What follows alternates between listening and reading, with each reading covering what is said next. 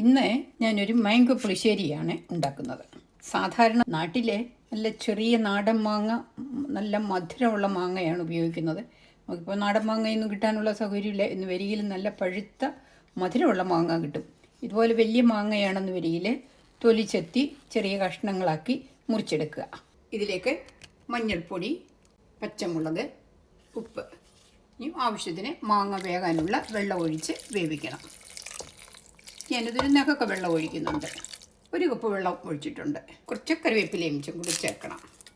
നന്നായിട്ട് ഇളക്കി മൂടി വെച്ച് വേവിക്കുക.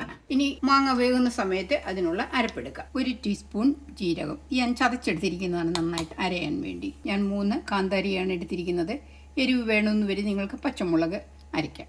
1 വെളുത്തുള്ളി ചേർക്കുന്നുണ്ട്. ഇത് ഞാൻ പൊളർന്നെടുത്തിരിക്കുന്നതാണ്. ഇത് ഓപ്ഷണലാണ്, ഇഷ്ടമുള്ളവർ ചേർത്താൽ മതി.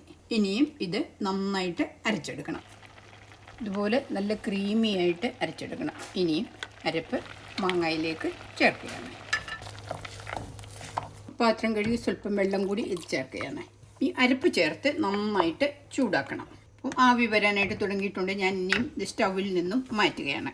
ചെറുതായിട്ടൊന്ന് ചൂട് മാറിയിട്ടാണ് ഇതിൽ തൈര് ചേർക്കുന്നത്. ഇപ്പം തണുത്തിട്ടുണ്ട്. ഇനി ഇതിലേക്ക് ഞാൻ 1 കപ്പ് തൈരാണ് ചേർക്കുന്നത്. തൈര് ചേർത്ത് നന്നായിട്ട് ഇളക്കി യോജിപ്പിക്കുക.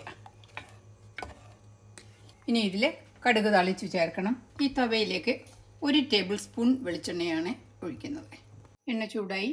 ഇതിലേക്ക് 1/2 ടീസ്പൂൺ കടുക്, 2 ഉണക്കമുളക് മുറിച്ചത്, കുറച്ച് കറിവേപ്പില.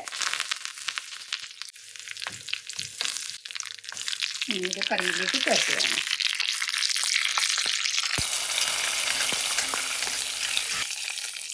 നമ്മൾ താളിച്ച് ചേർത്തതിന് ശേഷം കറി ഒന്ന് മൂടി കുറച്ച് സമയത്തൊക്കെ ഒന്ന് മൂടി വെക്കുന്നത് നല്ലതാണ്, അതിൻ്റെ ഫ്ലേവർ പോകാതിരിക്കാൻ.